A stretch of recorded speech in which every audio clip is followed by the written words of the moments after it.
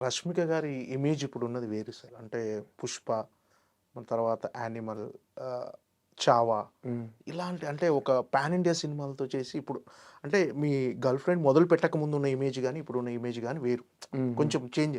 So, ఎలా sir? అంటే ఆ క్యారెక్టర్‌ని ఎలా రిసీవ్ చేసుకుంటారని ఒక చిన్న యాంక్సైటీ గాని, ప్రెషర్ గాని ఏమన్నా ఉందా?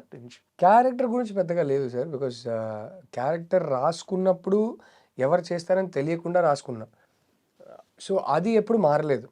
'రష్మిక' వచ్చాక ఓకే. 'రష్మిక' కోసం ఇలా మారుద్దాం.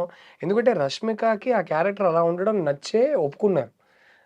ఈ కథ చాలా బావుంది. ఈ క్యారెక్టర్ చాలా బావుంది. నాకిది చేయాలని ఉందని ఒప్పుకున్నారు. అది ఒప్పుకున్న తర్వాత 'రష్మిక' కూడా ఎక్కడ నా కోసం ఇలాంటి మార్పులు చేయండి అని అడగలేదు. 'రష్మిక' ఈ క్యారెక్టర్‌కి సూట్ అవుతుందని అనుకోని మేము తీసుకున్నాం. సో, ఆ మార్పులేం జరగలేదు గానీ, చిన్న ఒకటే ప్రెషర్ ఎక్కడ ఫీల్ అయ్యానంటే, అరే! ఇన్ని పెద్ద పెద్ద హిట్లిచ్చి, ఇంత పెద్ద పెద్ద సినిమాలు చేసి మన సెట్‌కి వస్తున్నారు గదా!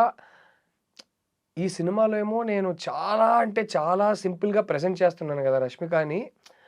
ఆహ్, అండ్ ఇంకోటేంటంటే ఇంత పెద్ద పెద్ద సినిమాల్లో చూసారు గదా! మన సినిమాలో భూమాగా చూడగలగాలి.